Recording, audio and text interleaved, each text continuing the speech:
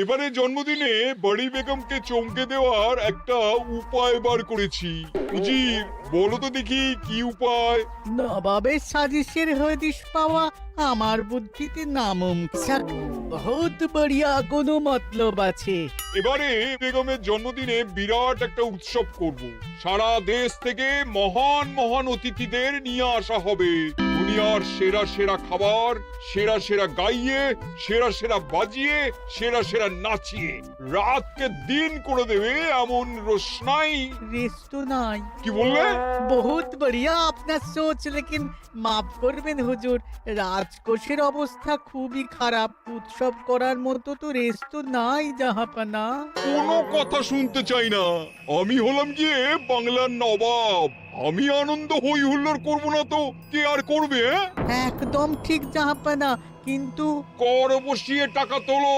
সব কিছুতেই কর বসানো আছে জাহাপানা। হাসি কান্না ছাড়া আর কোনো কিছুতেই কর বসানো যে বাকি নেই। তার ওপরেই কর বসাও। হাসি কান্নার ওপর কর? না, শীতকাল আসছে, বসাও বসাও কর হাঁচির ওপর। হ্যাঁ, হাতির ওপর কর? বসাও। ওরকম মুখ করে আছো কেন? যদি না পারো তো বলে দাও, আমি অন্য উজির নিয়োগ করব। আমি আজই ঘোষণা করে দিচ্ছি, এবার থেকে হাতির ওপর কর দিতে হবে। হ্যাঁ, তো জানাব, এতে প্রজারা যদি ক্ষুব্ধ হয়? আরে বাবা, প্রজাদের কাজই তো মাঝে মাঝে ক্ষুব্ধ হওয়া। তা ঠিক হুজুর। আমাকে কদর করে এমন কিছু সন্ডা আছে, তাদেরকে কাজে লাগাতে হবে। বহুত খুব জাহাপানা। তাহলে হাঁচি গোনার লোকের ব্যবস্থা করে নি। ওই সন্ডারাই হাঁচি গুনবে। ওদের স্বেচ্ছাসেবক হিসেবে নিয়োগ করো। বহুত খুব জাহাপানা। সব জায়গায় লোক পাঠাতে শুরু করো, তবে কৃষ্ণনগরে বেছে বেছে লোক পাঠাবে। আর মনে রেখো, ওখানে গোপাল আছে।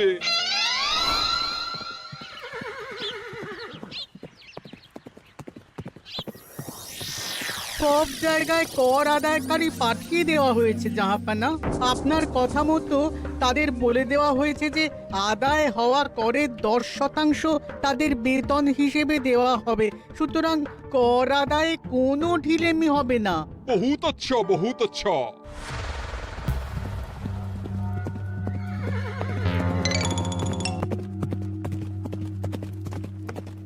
হ্যাঁ, তুমি ঠিক পড়েছো তো মন্ত্রী?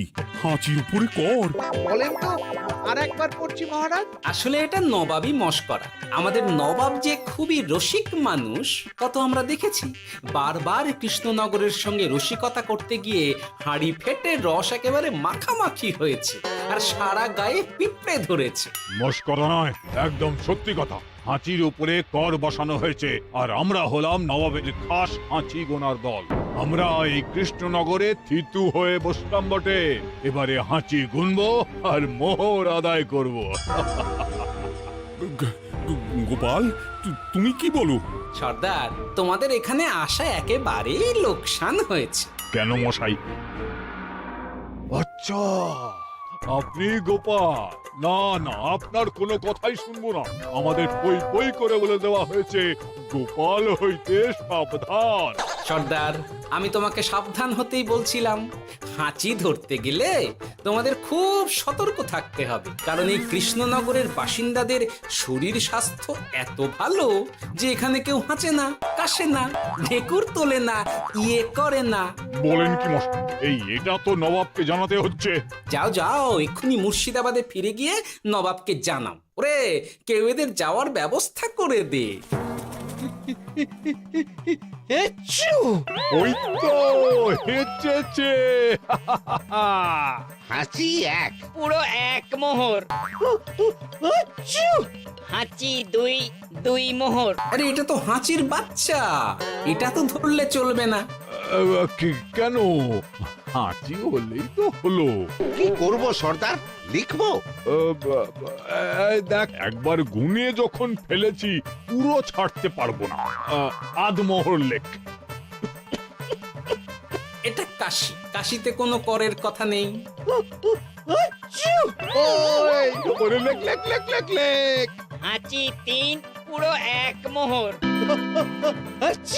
হাঁচি চার।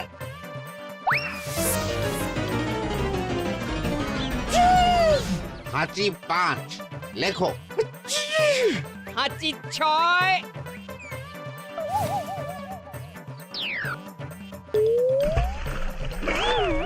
যা যা কি রে, শুনেছিলাম কৃষ্ণনগরের মন্ত্রীটা মাথা মোটা, প্রমাণ হয়ে গেল।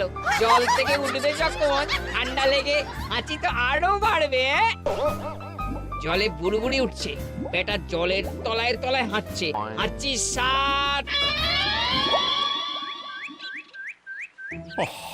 এখনো তো ফিরলো না, বেলা গড়িয়ে দুপুর হয়ে গেল। ভাববেন না রাজামশাই, আমরা যারা যারা এখানে এসেছি সবাই ধড়িবাজ লোক। মন্ত্রীর হাঁচি নিংড়ে নিয়ে ফিরবে। ছি ছি ছি ছি ছি ছি ছি ছি ছি। কি হলো গোপাল? আমরা কৃষ্ণনগরের প্রবাদ প্রতিম আতিথেয়তার অসম্মান করেছি মহারাজ। কেন? কিভাবে? কখন? এখন মহারাজ, এখন এনারা সেই সুদূর মুর্শিদাবাদ থেকে এসেছেন, আর আমরা এতক্ষণ শুধু অন্য কথাই বলে চলেছি, এনাদের আপ্যায়নের ব্যবস্থা করিনি। তাই তো। মহারাজ, আপনি ব্যস্ত হবেন না। এই কে আছো? শোনো, এদের রাজ অতিথিশালাতে থাকার বিশেষ ব্যবস্থা করো। এদের খাবার যাবে মহারাজের পাকশাল থেকে। এদের সব সুবিধে অসুবিধে দেখার জন্য দাস দাসী নিযুক্ত থাকবে। চলো চলো। আরে দাঁড়াও সর্দার, হ্যাঁ বলুন। তোমাদের তো আবার গোপালের কথা শোনা বারণ। আমার ব্যবস্থায় বোধহয় তোমরা থাকবে না। বাদ দিন তো, আসলে ভয় ছিল আপনার বুদ্ধিকে, আর ভয় নেই। কেমন আগু পিছু বিচার না করেই বলে ফেললেন এখানে কেউ হাঁচে না। বুঝে গেছি, আসলে গোপাল হলো গল্প। চলো চলো, ও বড্ড খিদে পেয়েছে।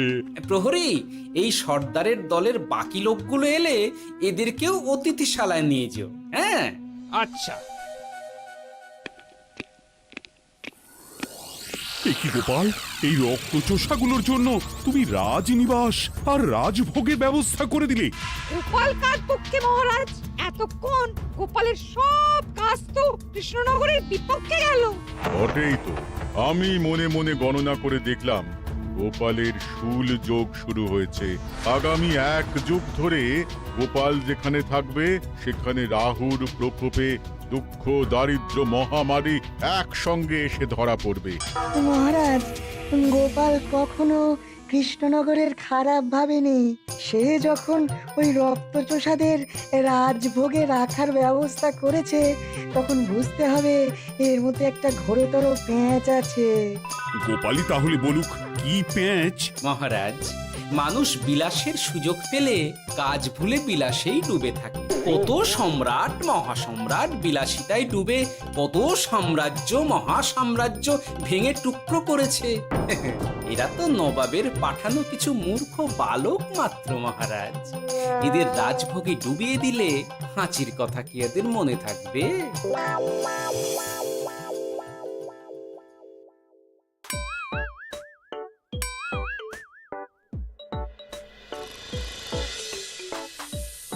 কি ব্যবস্থাপনা সব ঠিক আছে তো?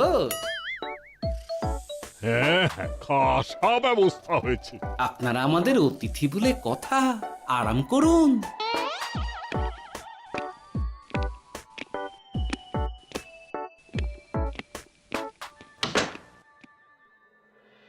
বিজ্ঞানী, তোমার এই দুমুখ আয়না আবিষ্কার তোমার জীবনের সেরা কাজ। একদিক দিয়ে আয়না, অন্য দিক দিয়ে কাঁচ। কেউ জানতেই পারবে না যে তার উপর নজর রাখা হচ্ছে। অনবদ্য অনবদ্য। মহারাজের জয় হোক। কিন্তু মহারাজ, এই কৃতিত্বের মূল ভাগীদার আমাদের মন্ত্রী। তাই নাকি? হ্যাঁ মহারাজ, মন্ত্রীর দুমুখ কাজকর্ম দেখেই দুমুখ আয়নার কথা আমার মাথায় আসে। মুখ সামলে কথা বলো বিজ্ঞানী। ওরা শুনতে পাচ্ছে। যা চেঁচালেন 20 ইঞ্চির দেওয়াল ভেদ করে ওদিকে চলে যাবে কথা। এই কে যেন কাকে মুখ সামলে কথা বলতে বললো?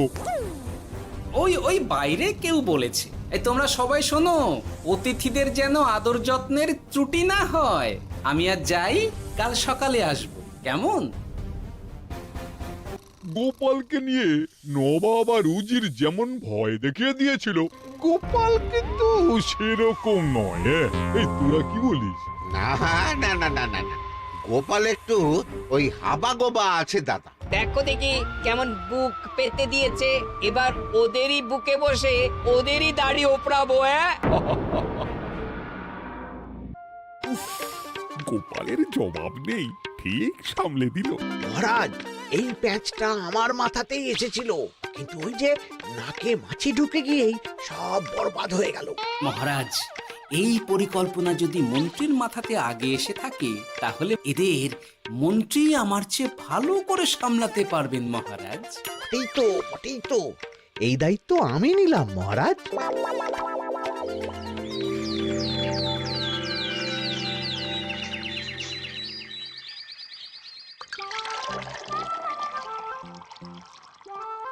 আহা, সকালে ঘুম থেকে উঠে এই রকম বেলের পানা যেন স্বর্গের অমৃত। আছে আছে, আরো আছে। পানীয়, খাদ্য, আরাম, আয়েশ, যত চাও তত পাবে। এ কি, আপনি গোপাল কোথায়?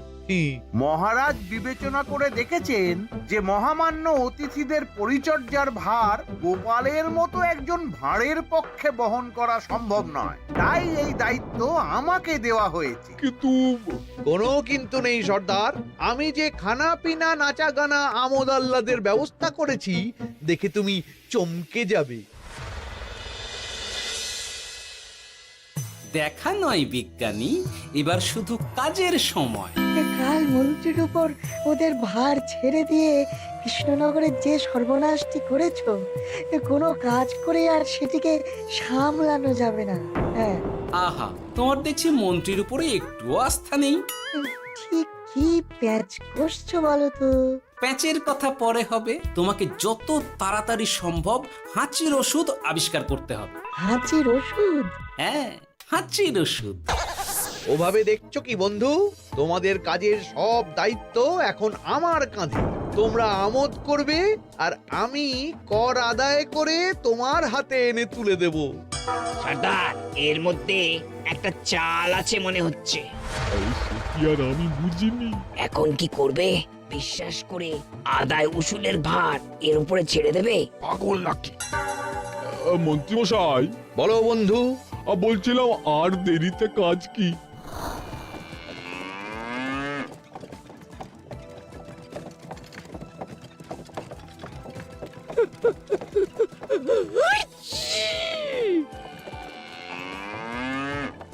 মন্ত্রী, লেখো হাঁচি এক। ওহে, তোমার নাম কি? মন্ত্রেশ্বর উজুরি আগে। লিখুন মন্ত্রী মশাই, নাম লিখুন। ওহে মন্তেশ্বর, হাঁচি কর, এক মোহর ছাড়ো দেখিনি। হাঁচি দুই। আরে যাও, দৌড়ে গিয়ে দু মোহর আদায় করে আনো। ওরে, তোরা সব কৃষ্ণনগরের কোণে কোণে ছড়িয়ে পড় দেখি, একটা হাঁচিও যেন বাদ না পড়ে। হ্যাঁ,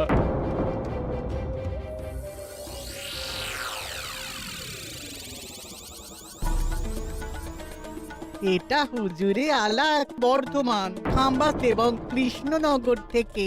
চমৎকার চমৎকার। তাহলে গোপাল কিছু করতে পারেনি, আমাদের যুব শক্তি কৃষ্ণনগরকে পুরো নিংড়ে নিয়ে আসছে। মহারাজ কৃষ্ণচন্দ্রের একটা আবেদন আছে জানাব। এই হাঁচি করের 30% যদি ওই রাজ্যকে দেওয়া যায়, তাহলে আদায় উসুল আরো ভালো হবে। ওরা বলেছে যে আপনি যদি 30% দেন, তাহলে কর আদায় একেবারে জান লড়িয়ে দেবে। মঞ্জুর মঞ্জুর। আর একটা আর্জি আছে হুজুর, কৃষ্ণচন্দ্র কদিন বাদে নবাবকে কৃষ্ণনগরে আমন্ত্রণ জানিয়েছে। কেন? কৃষ্ণনগরের নবাব এবং তার উন্নয়ন উপলক্ষে এক মহোৎসব হবে। সেই সঙ্গে শহরে থাকা ইংরেজদের কাছেও নবাবের সৈন্য বলের এবং নবাব ও কৃষ্ণনগরের মধ্যে পারস্পরিক ভ্রাতৃত্বের সম্পর্কের বার্তাও পৌঁছে দেয়া যাবে। নবাবের অধীনস্থ রাজারা নবাবের শত্রু, এই রকম একটা ধারণা থেকে ইংরেজরা ইদানিং বেপরোয়া হয়ে উঠেছে, তাতে লাগাম উঠবে। বহুত খুব মঞ্জুর মঞ্জুর মঞ্জুর।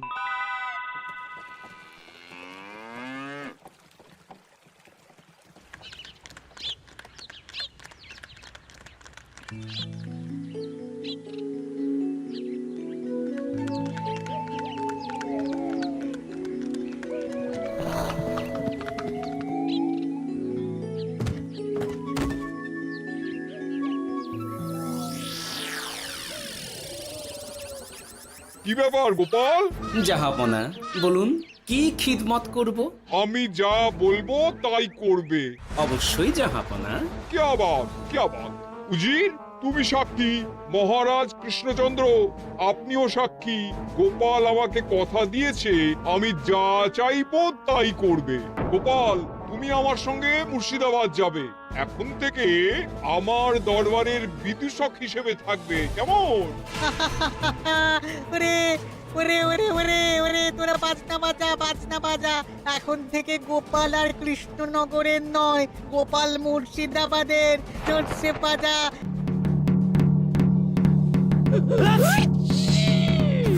কি হলো?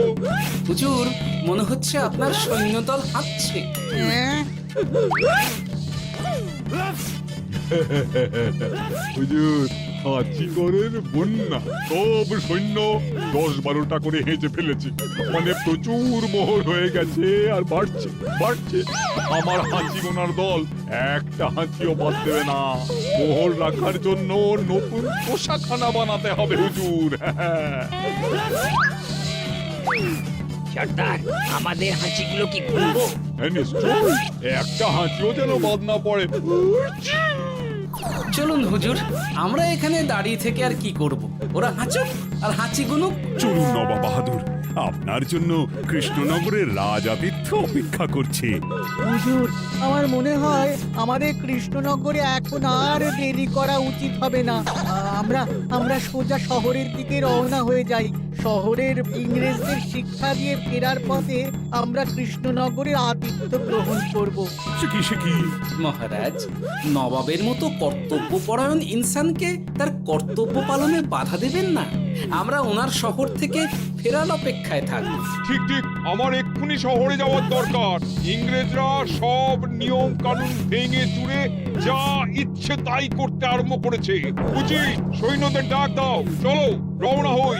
কিন্তু জাহাপনা, আপনার সৈন্যদের থেকে পাওনা মোহরগুলো এতক্ষণে যা হেঁচেছে, লাখখানেক মোহর তো হয়েই গেছে। ওটা আমরা নিজেদের মধ্যে বুঝে নেব। কিন্তু ওই করের 30% যে কৃষ্ণনগরের পাওনা। পেয়ে যাবে। শহর থেকে ফিরি।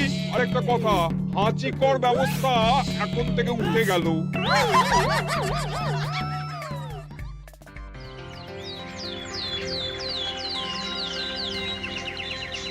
মহারাজ, কিভাবে গোপাল ভাঁড় মহাশয় নবাবের উন্মাদের মতো জারি করা ওই হাঁচিকর থেকে আমাদের সকলকে রক্ষা করেছেন তা আমরা সকলেই জানি। খাম্বাজের তরফ থেকে তাই গোপালকে সামান্য উপহার।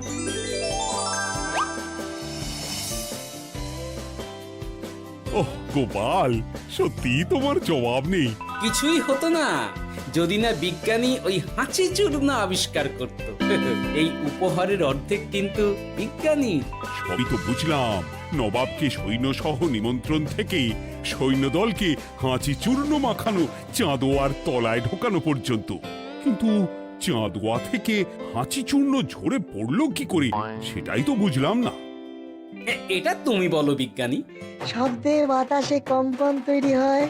গোপালের হাততালিতে আমার ঘরের শাড়ি থেকে হাঁচির জন্য ঝরে পড়েছিল। এখানে চাঁদোয়া থেকে ঝরে পড়েছিল বাজনার শব্দে। কি ব্যাপার বিজ্ঞানী, তুমি এখন ছেলে খেলা করছো? হাঁচির ওষুধ হয়ে গেছে। হয়ে গেছে? মূল উপাদান তামাক, গোলমরিচ আর আলকুশির গুঁড়ো। কাজ হবে?